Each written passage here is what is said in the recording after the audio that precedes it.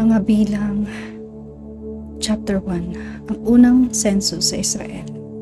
Noong unang araw ng ikalawang buwan matapos umalis sa Ehipto ang sambayan ng Israel, si Yahweh ay nangusap kay Moises habang siya'y nasa loob ng toldang tipanan na nooy nasa ilang ng Sinai.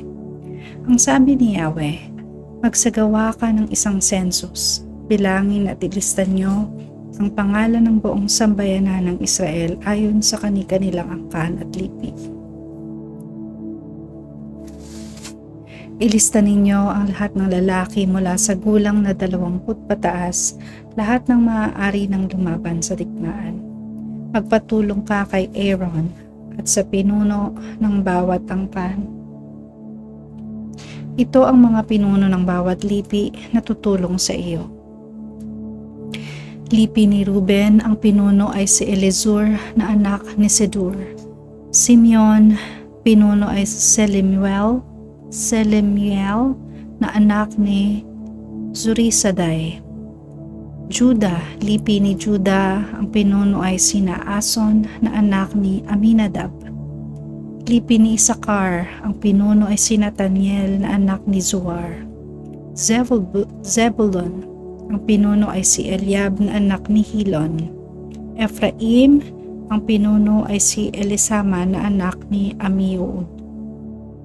Lipi ni Manases, ang pinuno ay si Gamaliel na anak ni Pedazur.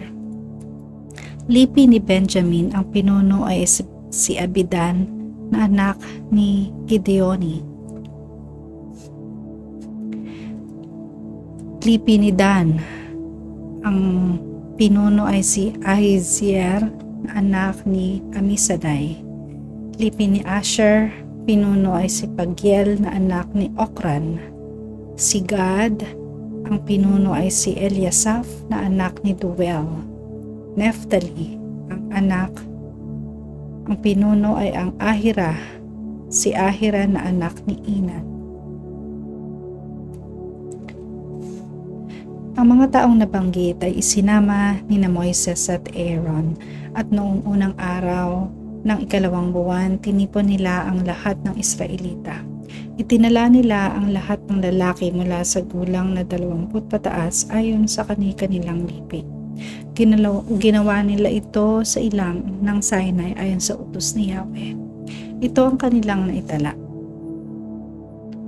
Lipi ni Ruben, bilang 46,500, Simeon 59,300, si Gad 5,650, si Judah 74,600, si Isakar 54,400, Zebulon 57,400, Ephraim 40,500, Manases 32,200, Benjamin 35,400, Dan 62,700, Asher 41,500, Neftali 53,400. Ang lahat ng lalaki sa Israel mula sa 20 taon pataas at maaaring isama sa hukbo upang makidigma ay itinalanga ni Moises at Aaron.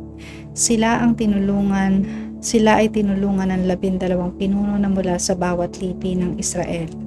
Ang kabuang bilang ay 603,550,000. Ang paghirang sa mga Levita. Ang mga Levita ay hindi kabilang sa census na ito, sapagkat ganito ang bilin ni Yahweh kay Moises. Huwag mong isasama sa census ng Israel ang mga Levita. Sa kanila mo ibibigay ang tungkulin ng paglilingkod sa toldang tipanan. Itatayo nila ang kanilang mga tolda sa paligid ng toldang tipanan at sila ang bubuhat nito pati ang mga kasangkapan nito. Kung kailangan tanggalin ang tabernakulo, sila ang magtatanggal at kung kailangang itayong muli, sila rin ang magtatayo. At sino mang lumapit sa tabernakulo liban sa kanila ay dapat patayin. Ang mga lipi ng Israel ay magtatayo ng kanya-kanyang tolda sa ilalim ng kani-kanilang watawat. Ang mga Levita naman ay magtatayo ng kanilang mga tolda sa paligid ng toldang tipanan para walang ibang makalapit dito, sapagkat kapag may ibang lumapit dito, tiyak na parurusahan ang buong Israel. Ang mga Levita nga ang mga ngalaga sa toldang tipanan. Ang lahat ng mga utos na ito ni Yahweh ay sinunod ng mga Israelita.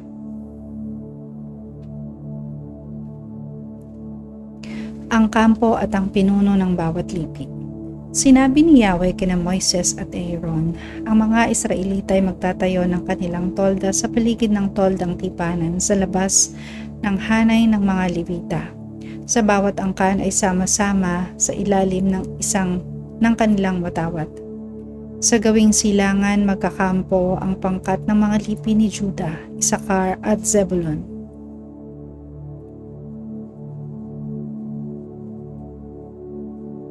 Judah, ang pinuno ay si Naason na anak ni Aminadab. Ang bilang ay 74,600.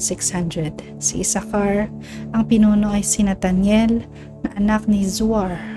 Ang bilang ay 54,400. Zebulun, Eliab na anak ni Helon ang pinuno at ang bilang ay 57,400.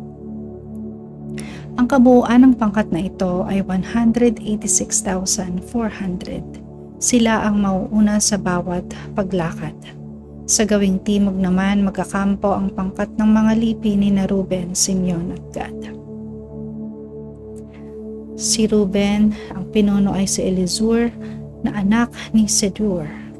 Bilang ay 46,500. Si Simeon, pinuno ay si Selemiel na anak ni Surisadai, 59,300. Si Gad, ang pinuno ay si Eliasaph na anak ni Duel. Ang bilang ay 45,650. Ang kabuuan ng pangkat na ito ay 151,450. Ang pangkat na ito ang susunod sa pangkat na pangungunahan ng lipi ni Judah. Maging sa paglilipat ng toldang tipanan, ang pangkat ng mga Levita ay mananatili sa gitna sa ibang mga pangkat Sa pagpapatuloy ng paglalakbay, mananatili ang bawat pangkat sa dating ayos sa ilalim ng kani-kanilang watawat. Sa gawing kanluran naman, magkakampo ang pangkat ng mga lipi ni Ephraim, Manasseh at Benjamin. Kay Ephraim, ang pinuno ay si Elisama na anak ni Amihud, bilang 40,500. Si Manasseh, ang pinuno ay si Gamaliel na anak ni Pedazur.